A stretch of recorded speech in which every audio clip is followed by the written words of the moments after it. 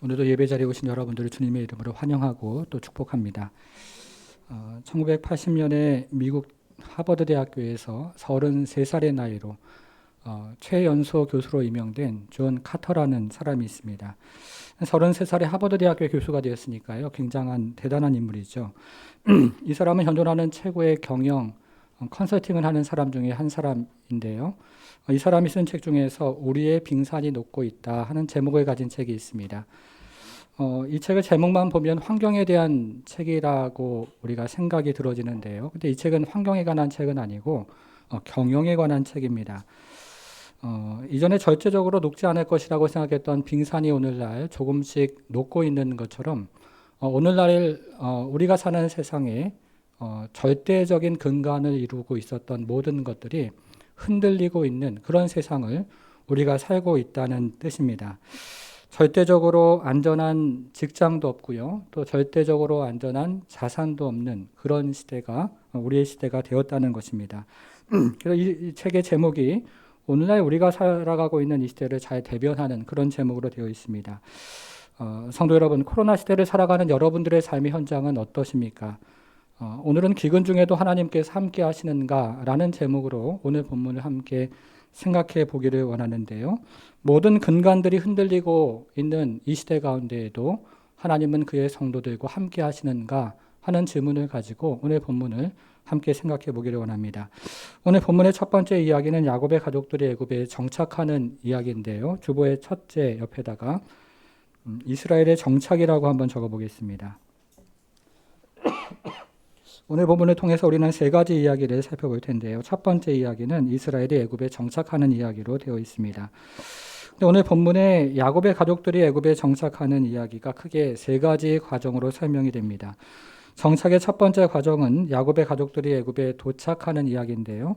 여러분 작은 첫째 옆에다가는 도착이라고 적어보겠습니다. 이 이야기는 우리가 읽었던 46장에 등장을 합니다. 28절부터요. 30절을 다시 한번 읽어보겠습니다. 다시 읽겠습니다. 시작. 야곱이 유다를 요셉에게 미리 보내어 자기를 고센으로 인도하게 하고 다 고센 땅에 이르니 요셉이 그의 수레를 갖추고 고센으로 올라가서 그의 아버지 이스라엘을 맞으며 그에게 보이고 그의 목을 어긋맞춰 안고 얼마 동안 울매 이스라엘이 요셉에게 이르되 내가 지금까지 살아있고 내가 내 얼굴을 보았으니 지금 죽어도 족하도다. 이 야곱은 가족들을 이끌고 애굽의 고센 땅에 도착을 했습니다. 그리고 요셉은 야곱이 고센 땅에 도착했다는 소식을 듣고 고센으로 올라가서 야곱을 만납니다. 여러분 그러면 야곱과 요셉이 얼마 만에 지금 상봉을 하고 있는 것입니까?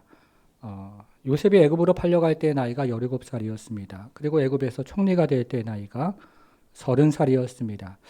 그런 다음에 7년 동안의 풍년이 지나갔고요. 이제 2년 동안의 흉년이 진행되고 있으니까 지금 요셉의 나이는 39살이 되었습니다.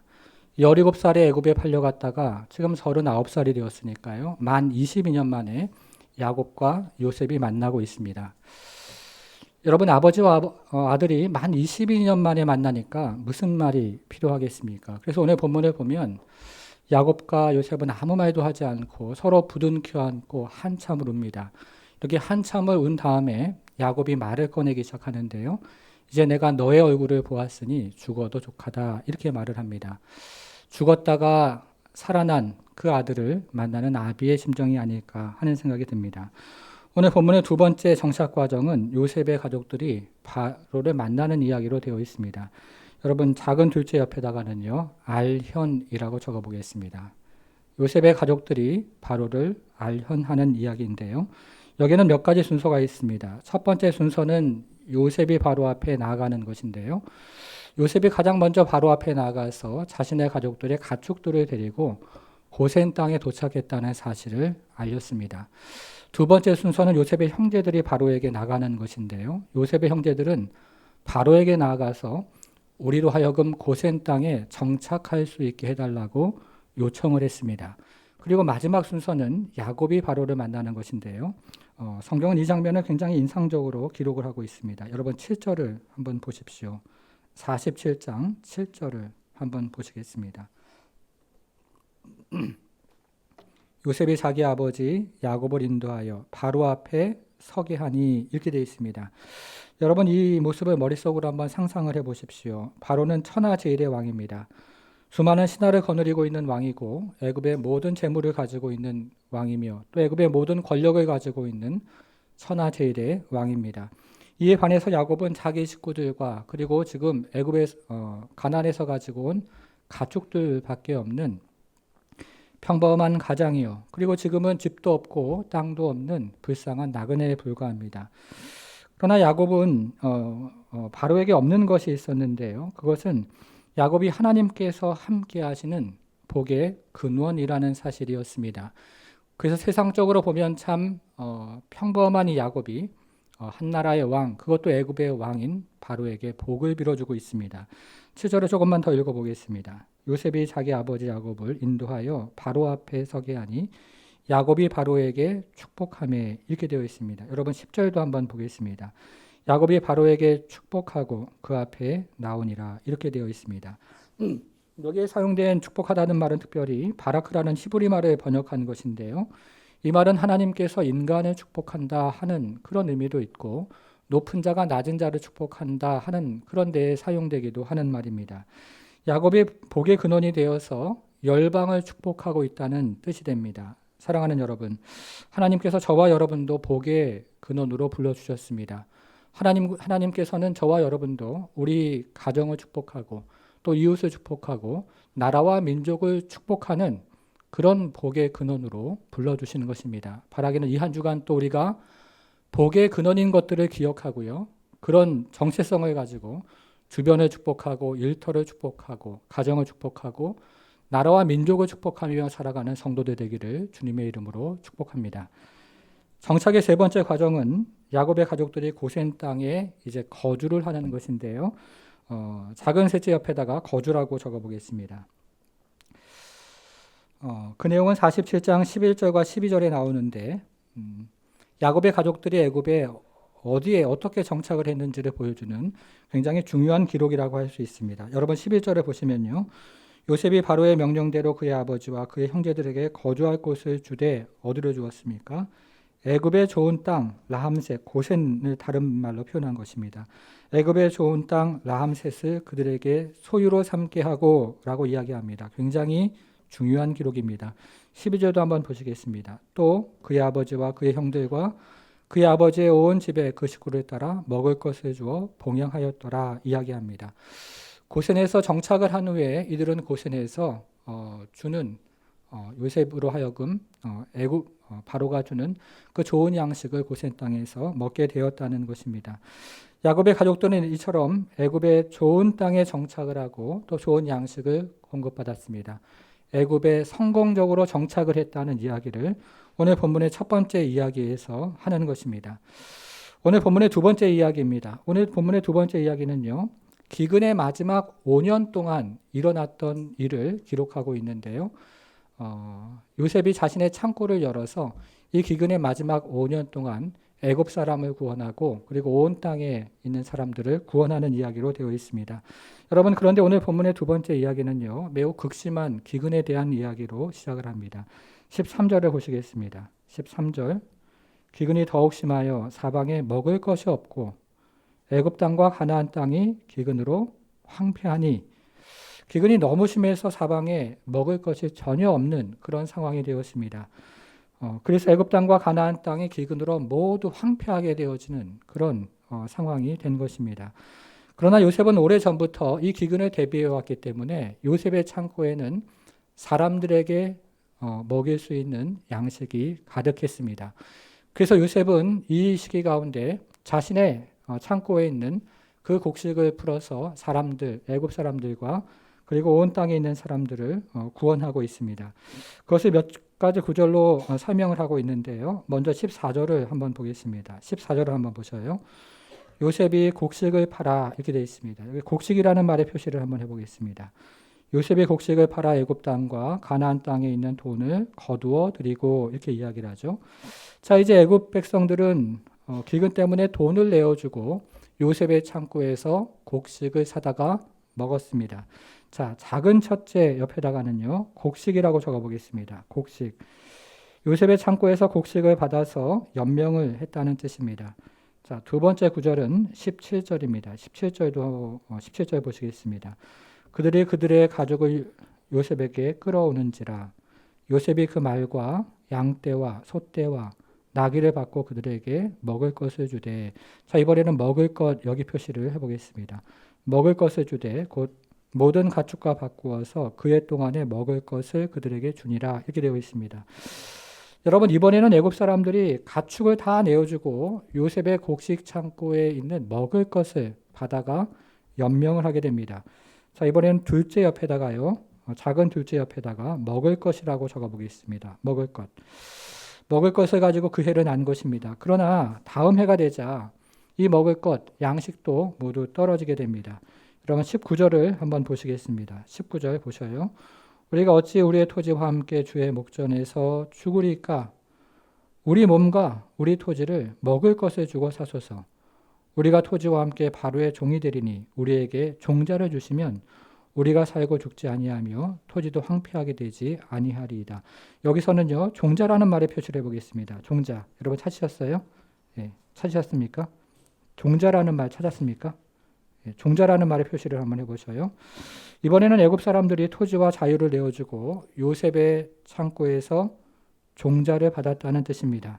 여러분 작은 셋째 옆에다가 이번에는 종자라고 적어보겠습니다. 종자 이렇게 적어보겠습니다. 여러분 그러면 지금까지 우리가 당시의 애굽의 상황을 한번 살펴보았는데요. 여기서 요셉이 거둬들이는 것이 무엇입니까? 처음에는 애굽 사람들의 돈과 가축을 거둬들였고요. 결국에는 애굽 사람들의 토지와 자유까지 거둬들였습니다. 여러분 그러면 그 대신에 요셉이 내어준 것이 무엇일까요? 자, 첫째는 돈을 대신해서 곡식을 내어주었고요. 둘째는 가축을 대신해서 먹을 것을 내어주었습니다. 그리고 세 번째는 토지와 또 몸을 대신해서 종자를 내어주었습니다. 우리가 그것을 정리를 했는데요. 여러분 여기서 곡식과 먹을 것, 첫 번째 것과 두 번째 것을 내어주는 것은 이 백성들의 현재 필요를 채워주었다는 뜻이고요. 종자를 내어주었다는 것은 백성들의 미래의 필요를 채워주었다는 뜻입니다. 그 요셉은 지금 백성들의 현재를 구원하는 그런 중요한 역할을 하고 있고 백성들의 미래를 준비하게 하는 중요한 역할을 지금 하고 있습니다. 여러분 그러나 그럼에도 불구하고 우리가 오늘 본문을 쭉 한번 아무런 편견 없이 읽어보면 우리가 오늘 본문을 읽으면서 요셉이 가난한 사람들을 착취하고 있는 것이 아닌가 하는 생각을 하게 됩니다. 기근을 이용해서 요셉이 가난한 사람들을 착취하고 있다는 생각을 하게 됩니다. 여러분 그러나 그것은 오늘날의 관점에서 이 시대를 읽는 것이기 때문에 성경의 정확한 의미를 오해하는 것입니다. 고대 사회에서의 종살이를 오늘날로 말하면 우리가 생각하는 종살이와는 매우 다른데요. 이 고대 사회에서 종살이를 오늘날로 말하면 대기업이나 중소기업에서 평생 고용을 보장받았다 이렇게 생각을 하시면 좋겠습니다. 오늘날에는 대기업이나 중소기업에 다니면 중간에 그만둬야 될 일도 많고요. 그리고 중간에 그만두지 않고 60세나 65세 정년까지 가더라도 60세나 65세에 은퇴를 해야 되는데 고대 사회에서 종살이라는 것은 평생토록 이 직장 잘리는 그런 걱정하지 않고 고용이 보장되었다 이렇게 생각하는 것이 옳습니다. 반면에 고대 사회에서 자유인은요 오늘날로 말하면 자영업자에 해당하는 사람들입니다. 그러나 이 기근이 어찌나 심했던지 애굽의 모든 자영업자들이 부도가 나서 망하게 된 것입니다. 그런데 이때 국가가 나서서 부도가 나서 망하게 된 자영업자들을 고용을 하고 있는데요. 요셉이 그 일을 주도하는 것이죠.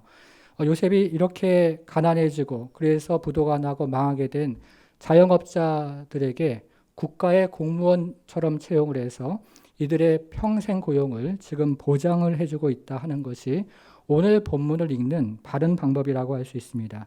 이것을 구약의 용어로 말하면 국가가 기업 물을 자가 되는 것인데요.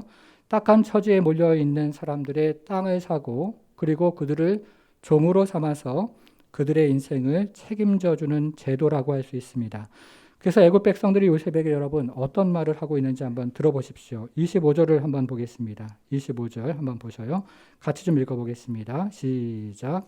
그들이 이르되 우리를 살리셨사오니 우리가 우리가 주께 주께를 은혜를 입고 입고 바로의 종이 되겠나이다. 여러분 여기 중간을 한번 보십시오. 25절 중간에 보니까요. 우리가 주께 그다음 뭐라고 되어 있습니까? 은혜를 입었다고 되어 있죠. 제가 앞에서 설명드린 그 설명을 기억하시면 이들이 왜 이렇게 종이 되면서도 은혜를 입고 라고 말하는지를 이해할 수가 있습니다. 국가 경제가 너무 어려우니까 사람들이 자영업자가 되기보다는 평생 그 고용이 보장된 국가의 공무원이 되는 것을 가지고 은혜를 입었다. 이렇게 이해를 하는 것이 좋겠습니다. 여러분 그런데 오늘 본문을 우리가 쭉 읽어보면 요셉의 지혜는 단지 여기서 끝나지가 않습니다. 요셉은 이런 기회를 이용해서 나라 전체를 혁신하면서 이 애굽의 미래를 지금 준비를 하고 있습니다. 21절을 한번 보셔요. 21절 조금 어렵습니다. 21절 좀 어려운데요. 요셉이 애굽 땅 이 끝에서 저 끝까지의 백성을 성읍들에 옮겼으나 이렇게 되어 있죠. 찾았습니까? 21절. 네, 좀 어렵습니다. 애굽이 기근에 이토록 취약했던 이유는 당시 기근이 매우 심했기 때문이기도 하지만 당시 애굽 사람들이 좋은 땅에만 몰려 살았기 때문이기도 했습니다. 애굽 사람들이 좋은 땅에만 몰려 살았기 때문에 그 땅에 농사를 짓는 땅이 한정이 되었고 농사를 짓는 땅이 한정이 되니까 소출이 또 한정이 되었던 것입니다. 여러분 제 얘기 들으셨어요? 예. 다시 한번 제가 이야기를 한번 해볼게요. 당시 애굽 백성들이 좋은 땅에만 모여 살았습니다. 근데 좋은 땅에만 모여 사니까요. 농사를 짓는 땅이 한정이 되었고요. 농사를 짓는 땅이 한정이 되다 보니까 소출도 한정이 된 것입니다. 그러니까 기근에 취약할 수밖에 없는 것이죠. 그래서 21절이 무슨 의미냐면요. 21절이 그래서 요셉은 애굽 백성들을 애굽 온 땅에 흩어져 살게 했다. 그런 의미를 가지고 있어요. 그게 21절입니다. 이렇게 요셉이 애굽 백성들을 애굽의 온 땅에 흩어버리니까 어떤 일이 일어났겠습니까? 농경지가 확대가 되고요. 농경지가 확대가 되니까 소출이 늘어나서 다음의 기근을 준비할 수 있는 그런 국가 혁신을 요셉이 만들어냈다. 이런 의미가 바로 21절의 의미입니다. 요셉이 토지를 개혁하면서 애굽의 미래를 준비했다는 뜻입니다. 여러분 그래서 26절 뭐라고 이야기합니까? 26절로 한번 가보세요. 26절. 자, 요셉이 애굽의 토지법을 세우면 이렇게 되어 있죠. 찾았습니까? 마지막을 한번 보세요. 그게 오늘날까지 이르니라 이렇게 되어 있습니다. 요셉이 세운 토지법이 어찌나 견고하고 실용적이었던지 모세가 이 성경을 기록했던 오늘날까지 이르렀더라 이렇게 이야기합니다. 여러분 그래서 이 요셉은 애굽을 살린 사람이라고 할 수 있습니다. 요셉의 창고를 만들어서 애굽의 현재를 살린 사람이요. 또 토지를 개혁해서 애굽의 미래를 살린 사람이었습니다. 아마 경영학을 공부하는 분들에게도 굉장히 중요한 내용이라고 생각이 들어집니다. 그래서 오늘 본문의 두 번째 이야기는 요셉이 애굽을 살리고 온 땅을 살렸다 이런 이야기입니다. 자, 세 번째 이야기로 가보겠습니다. 자, 큰 세 번째인데요. 오늘 본문의 세 번째 이야기는 야곱의 가족들이 애굽에서 번영하는 이야기로 되어 있습니다. 셋째 옆에다가 이스라엘의 번영이라고 적어보겠습니다. 자, 27절인데요. 여러분 27절을 큰 소리로 같이 읽어보겠습니다. 시작. 이스라엘 족속이 애굽 고센 땅에 거주하며 거기서 생업을 얻어 생육하고 번성하였더라. 이 구조도 잘 기억을 할 필요가 있습니다. 야곱의 가족들은 고센 땅에 거주하며 생업을 얻었습니다. 그리고 고센 땅에 거주하며 생육하고 번성했습니다. 그렇죠? 야곱의 가족들이 애굽에 다시 한번 성공적으로 정착을 했더라 하는 이야기를 오늘 본문의 마지막에서 또 이야기를 하고 있습니다. 여러분 그러면 야곱은 어땠을까요? 28절 그 다음 절을 보겠습니다. 야곱이 애굽 땅에 17년을 더 살았습니다. 그의 나이는 147세가 되었습니다. 그런데 사르나라는 성경학자가 이 구절을 매우 흥미롭게 주의를 했는데요. 이 사람은 이 구절을 주의하면서 족장들의 나이를 흥미롭게 분석을 했는데 화면을 같이 잠시 보겠습니다. 이 족장들의 나이입니다. 아브라함은 175세인데요. 이것은 5 곱하기 5 곱하기 7을 하면 175가 됩니다.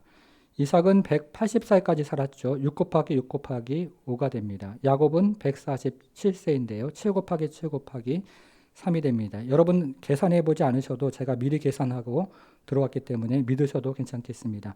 여러분 그런데 이 숫자를 다시 한번 보십시오. 여기에는 일정한 패턴이 있는데요. 아래로 내려갈수록 앞에 있는 숫자는 하나씩 높아지고 뒤에 있는 마지막 숫자는 2개씩 낮아집니다. 그래서 사르나라는 성경학자는 족장들의 이런 나이를 분석하면서 하나님께서 족장들의 연수를 이 땅에 사는 연수를 세밀하게 간섭하셨다 이렇게 주의를 했습니다. 하나님께서 그의 백성들의 태어남과 그리고 그의 백성들의 땅에 묻히는 그 모든 연수를 세밀하게 간섭하신다는 뜻이 됩니다. 여러분 그래서 오늘 본문의 세 번째 이야기는요.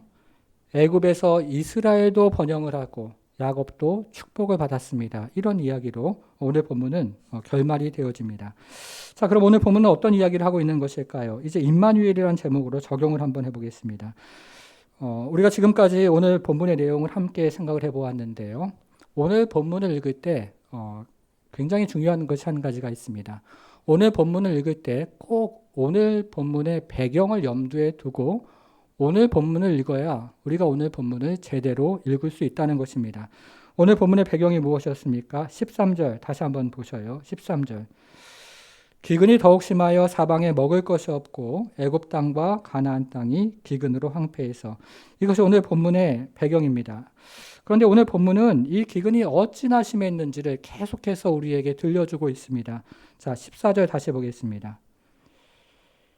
요셉의 곡식을 팔아 애굽 땅과 가나안 땅에 있는 모든 있는 돈을 모두 그 다음 한번 보셔요. 거두어 드리고라고 되어 있죠. 여기 사용된 거둔다는 말은 라카드라는 히브리 말을 번역한 것인데요. 이 말은 작은 부스러기까지 땅에 떨어진 작은 부스러기까지 걷는다 이런 의미를 가지고 있습니다. 무슨 말입니까? 기근이 어찌나 심했던지 애굽 백성들이 집안에 있는 모든 돈, 그 푼돈까지 다 걷어가지고 내어 주어야 하는 그런 아주 기근이 심한 상황이 되었다. 이런 뜻입니다. 여러분 그래도 아직까지는 크게 걱정할 일은 아닙니다. 왜냐하면 그 당시에 이 돈보다 더 중요한 가축이 아직 집안에 있기 때문에 그렇습니다. 그런데 우리가 오늘 본문을 계속 읽어보니까요. 기근이 어찌나 심했던지 집안에 있는 가축까지 모두 다 내어 주어야 되는 상황이 되었습니다. 집안에 있던 소, 양, 말, 나귀 이 모든 가축을 다 내어주고 양식을 얻어야 되는 그런 상황이 된 것입니다. 여러분 그러나 아직까지 희망을 포기할 단계는 아닙니다. 왜냐하면 마지막에로 남아있는 토지가 있기 때문에 그렇습니다. 그런데 오늘 본문 우리가 앞에서 살펴본 것처럼 기근이 어찌나 심하고 이것이 계속되었던지 마지막까지 남아있는 토지와 그리고 사람까지 자신의 자유까지 다 내어주는 그래서 양식을 사야 되는 그런 상황이 되었습니다. 자, 19절 한번 보겠습니다. 19절. 우리가 어찌 우리의 토지와 함께 주의 목전에 죽으리까? 우리 몸과 우리 토지를 먹을 것을 주고 사소서. 우리가 토지와 함께 바로의 종이 되리니 우리에게 종자를 주시면 우리가 살고 죽지 아니하며 토지도 황폐하게 되지 아니하리이다. 여러분 여기에 몸이라는 말을 한번 찾아보세요. 몸. 여기서 몸이라는 말을 한번 찾아보십시오. 찾았습니까? 여기 사용된 몸이라는 말이 원문에서는 시체 이런 말로 되어 있습니다. 시체라는 말로 되어 있습니다. 기근이 어찌나 심했던지 지금 애굽 백성들이 모두가 시체와 같은 상황이 되었다고 호소를 하고 있는 것입니다. 그러니 우리에게 종자를 주고 먹을 것을 주어서 우리를 살려달라고 간곡히 지금 호소를 하고 있습니다. 기근이 너무 심해서 모든 돈을 내어주어야 하는 상황이 되었고 모든 가축을 또 내어주어야 하는 상황이 되었고 그것도 모자라서 이제는 모든 토지와 자유마저 내어주어야 하는 상황이 된 것입니다. 여러분 그래서 애굽 백성들이 결국 어떻게 되었을까요? 다시 21절을 보겠습니다. 21절이 좀 어렵다고 했는데요. 21절 큰 목소리로 같이 읽어보겠습니다. 시작. 요셉이 애굽 땅 이 끝에서 저 끝까지의 백성을 성읍들에 옮겼으나 여러분 성경은요 원본이 없습니다. 여러 종류의 사본들이 있습니다. 사본학이라는 걸 그래서 발달을 했는데요. 이 사본들을 서로 비교해 보면 99%가 일치를 하지만 일치를 하지 않는 구절이 간혹 있는데 그 구절 중에 하나가 지금 우리가 읽은 21절입니다. 마소라 히브리 성경을 읽어보면 이 구절이 요셉이 애굽 땅 이 끝에서 저 끝까지의 백성을 성읍들에 옮겼다 이렇게 되어 있습니다. 그래서 우리말 성경은 이것을 요셉이 애굽 땅 전역으로 백성들을 흩었다 이런 의미로 번역을 해놓은 것입니다. 그런데 대부분의 권위 있는 히브리 성경은 이 구절을 애굽이 애굽 땅 이 끝에서 저 끝까지의 백성을 모두 종으로 삼았다 이렇게 되어 있어요. 대부분의 권위 있는 사본들이 이렇게 되어 있습니다. 그래서 NIV와 같은 영어 성경은 요셉이 애굽 땅 전역으로 애굽 땅 전역에 흩어져 애굽 땅 전역에 있는 백성들을 종으로 삼았다 이렇게 번역을 실제로 해 놓았습니다. 기근이 어찌나 심했던지 서울에 살고 있는 모든 사람도 종이 되고 강원도에 살고 있는 사람도 종이 됐습니다. 그리고 대전에 있는 사람들도 종이 되고요. 대구에 있는 사람들도 종이 되고 부산에 살고 있는 저와 여러분도 모두 종이 되었습니다. 심지어는 낙도에 살고 있는 사람, 제주도에 살고 있는 사람, 저 울릉도에 살고 있는 사람, 모든 사람들이 다 종이 되었다는 뜻입니다. 저는 오래전에 이 아프리카 기근에 대한 사진을 본 적이 있습니다. 여러분도 보신 적이 있을 텐데요. 기근이 어찌나 심한지 땅이 쩍쩍 갈라지는 그런 사진을 보신 적이 있을 겁니다. 아이들이 고운 진흙을 물에 익혀가지고요. 햇빛에 말려서 진흙파이, 흙이죠. 이 흙을 먹는 그런 사진을 보았습니다. 그리고 삐쩍 마른 흑인 엄마가 자신의 굶어 죽은 그 아이들 진흙구덩이에 집어넣고는 그 옆에서 하염없이 눈물을 흘리며 그 옆에서 기도하는 그런 사진도 있었습니다. 그리고 독수리가 굶주림으로 죽어가는 아이 옆에서 그 아이가 죽기만을 기다리고 있는 그런 사진도 보았습니다. 이런 기근이 애굽과 온 땅을 황폐하고 있는 그런 무시무시한 시대에 바로 그런 시대를 요셉이 살았던 것입니다. 성도 여러분, 그러면 이와 같이 극심한 기근 중에도 하나님은 그의 백성과 함께 하실까요? 이와 같이 무시무시한 재앙 중에도 하나님은 우리와 함께 하십니까? 고난 중에도 하나님은 우리와 함께 하시는지를 오늘 본문은 묻고 있는 것입니다. 그것이 오늘 본문이 우리에게 이야기하고 있는 매우 중요한 질문입니다. 그리고 오늘 본문은 그 질문을 두 가지로 우리에게 이야기를 하고 있습니다. 자, 첫 번째 답은요. 우리가 앞에서 살펴본 이스라엘의 정착에 있습니다. 우리가 앞에서 살펴본 이스라엘의 정착에서 가장 중요한 구절이 11절과 12절인데요. 여러분 11절과 12절을 다시 한번 보셔요. 11절 보겠습니다. 요셉이 바로의 명령대로 그의 아버지와 그의 형들에게 거주할 곳을 주되 애굽의 좋은 땅 람셋을 그들에게 주어 소유로 삼게 하고. 이게 왜 답이 됩니까? 여기에 등장하는 소유라는 말은 기업이라는 뜻인데요. 특별히 여기에 등장하는 소유라는 말은 영구적인 기업을 의미하는 히브리 단어를 우리말로 번역을 한 것입니다. 여러분 지금 애굽 땅은 너무나 기근이 심해서 모든 땅을 다 내어주어야 하는 상황인데요. 이스라엘은 어떻게 되었습니까? 좋은 땅 람셋을 영구적인 소유로 지금 받았다는 그런 의미가 됩니다. 여러분 그런데 하나님이 함께 하심은 여기에서 그치지 않습니다. 12절 어떤 말로 시작을 합니까? 또라는 말로 시작을 하죠. 또 그의 아버지와 그의 형들과 그의 아버지의 온 집에 그 식구를 따라 먹을 것을 주어 봉양하였더라. 지금 애굽의 온 땅은 기근이 너무 심해서 사방에 먹을 것이 없는 그런 상황이었는데 이 시대에 먹을 것을 경험하는, 끊이지 않고 경험하는 그런 은혜를 경험했다는 뜻입니다. 이것이 하나님이 함께 하심의 첫 번째 증거가 됩니다. 그런데요, 이 하나님이 함께 하심에 대한 또 다른 증거가 있습니다. 두 번째 증거인데요. 우리가 앞에 살펴본 이스라엘의 번성에 두 번째 증거가 있습니다. 자, 이스라엘의 번성에서 가장 중요한 구절은요. 27절입니다. 27절 다시 한번 큰 목소리로 읽어보겠습니다. 시작. 이스라엘 족속이 애굽 고센 땅에 거주하며 거기서 생업을 얻어 생육하고 번성하였더라. 여러분 이스라엘 백성들 이스라엘은 이제 고센 땅에서 생업을 얻었습니다. 기근이 너무 심해서 모든 가게들이 문을 닫고 직장을 잃는 이런 상황에서 이스라엘이 번듯한 직장을 얻었다는 뜻입니다. 그리고 이스라엘은 생육하고 번성했습니다. 기근이 너무 심해서 모두가 죽어가고 있는 그와 같은 상황 중에서 아이를 낳고 번성하는 그런 일들이 이스라엘 가운데 일어나고 있다는 뜻입니다. 이것이 하나님의 함께하심의 두 번째 증거가 됩니다. 성도 여러분, 그러면 이것은 우리에게 무엇을 말해주는 것입니까? 기근이 하나님의 함께하심을 방해할 수 없다는 뜻이죠. 재앙이 하나님께서 그의 백성들과 함께하심을 저지할 수 없다는 뜻입니다. 그리고 어떤 고난도 하나님께서 그의 백성들과 함께하시는 것을 막을 수가 없다고 분명하게 오늘 본문은 이야기를 해주고 있는 것입니다. 여러분, 우리는 지난주에 야곱의 기도에 대해서 함께 생각을 해보았습니다. 야곱이 애굽으로 내려가는 중에 브엘세바에서 애굽으로 내려가는 것이 하나님의 뜻입니까? 하나님께서 애굽에서도 함께 하십니까를 물었습니다.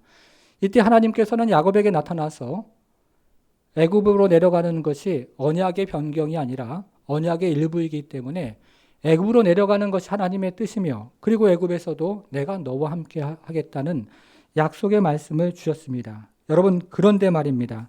그런데 말이죠. 기근 중에도 하나님께서는 그의 백성들과 함께 하실까요? 재앙 중에도 하나님께서는 우리와 함께 하십니까? 그 고난이 말할 수 없는 고난인데 그 고난 중에도 하나님께서는 우리와 함께 하실까요? 낙도에서 목회를 하시는 어떤 목사님이 있었습니다. 이 목사님은 교회가 없는 한 낙도에 들어가서 복음을 전했는데요. 처음에는 온갖 환난과 박해를 당하다가 마침내 그 섬에 교회를 건축하게 되었습니다. 그런데 이분이 온갖 박해와 환난을 당하던 초기에 이런 일이 있었습니다. 한 번은 마을의 청년들이 술을 마시고는 이 목사님을 어디론가 끌고 가서 준비해둔 칼을 빼내들더니 목사님을 칼로 찔러 죽이려고 했습니다.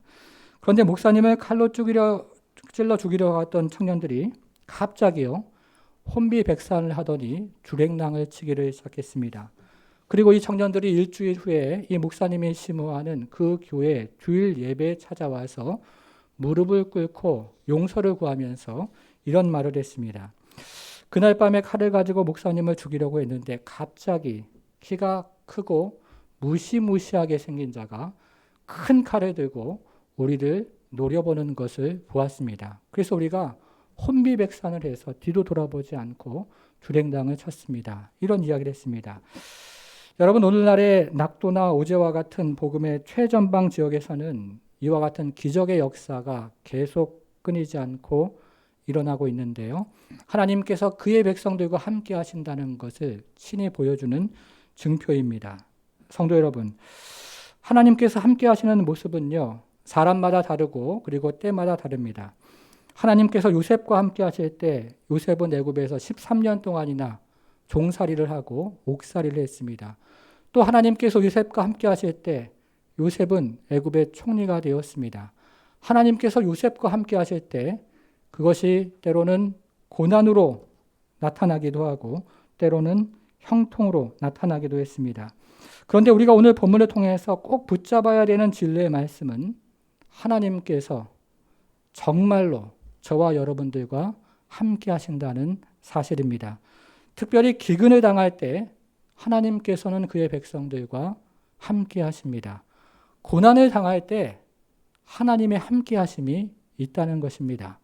그 고통이 어떤 고통이든 간에 그 고통 가운데도 하나님은 우리와 함께 하십니다. 성도 여러분, 그런데 이 하나님의 함께 하심을 믿는 것과 하나님의 함께 하심을 실제로 체험하는 것은 다릅니다. 그렇지 않습니까? 그래서 우리는 하나님의 함께 하심을 위해서 기도하는 것입니다. 이 나라 이 민족의 살 길이 오직 하나님의 함께 하심에 있음을 믿고 이 나라 이 민족을 살려달라고 기도하는 것입니다. 그리고 우리가 살고 있는 이 지역사회와 우리의 일터가 살아나는 것도 하나님이 오직 함께 하셔야 되는 것을 믿고 우리는 우리의 지역사회와 우리의 일터를 하나님의 함께 하심을 위해서 기도하는 것입니다. 그것은 우리의 가정과 우리의 자녀들도 마찬가지입니다. 여러분, 이 험악한 세상 가운데 우리 자녀들이 살아갈 길이 무엇입니까? 이것도 좋고 저것도 좋지만 무엇보다도 하나님의 함께 하심이 필요한 것입니다.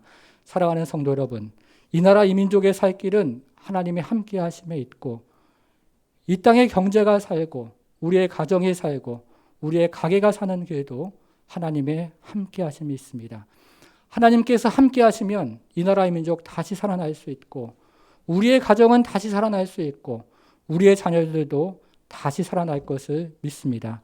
이번 한 주간 우리가 함께 기도하며 나아가기를 원하는 것은요, 이 하나님의 함께 하심입니다. 하나님께서 우리의 교회와 함께 해주시고 이 땅의 사람들과 특별히 가난하고 연약하고 그리고 이 땅 가운데서 지금 환난 가운데 있는 백성들과 함께 해주시고 그래서 이 땅에 다시 한번 부흥케 되고 새롭게 되어지는 그런 주의 역사를 보게 하여 주옵소서. 이 기도 가지고 한 주간을 살아가고 하나님의 함께 하심을 경험하는 그런 성도가 되기를 주님의 이름으로 축원합니다. 기도하겠습니다.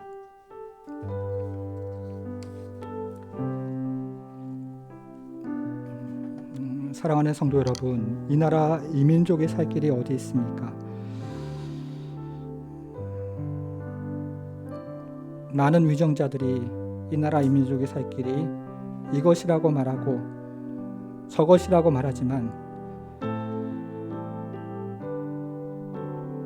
이 나라 이 민족의 건국 이래로 그 방법으로 그리고 그러한 인간적인 지혜로 살아왔습니까? 우리의 일터와 우리의 가정의 살 길은 또 어디 있습니까? 아침부터 늦은 시간까지 열심히 일을 하고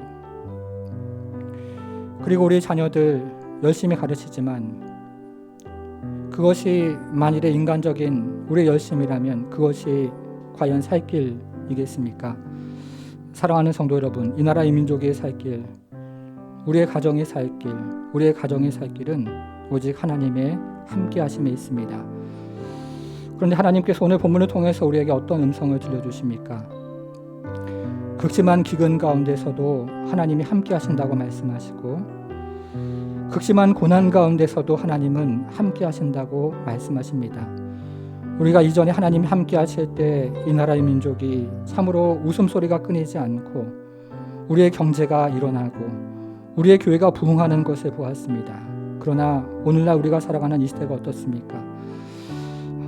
두렵고 떨리는 마음으로 우리가 다시 한번 하나님의 함께 하심을 구하기를 원하는데요.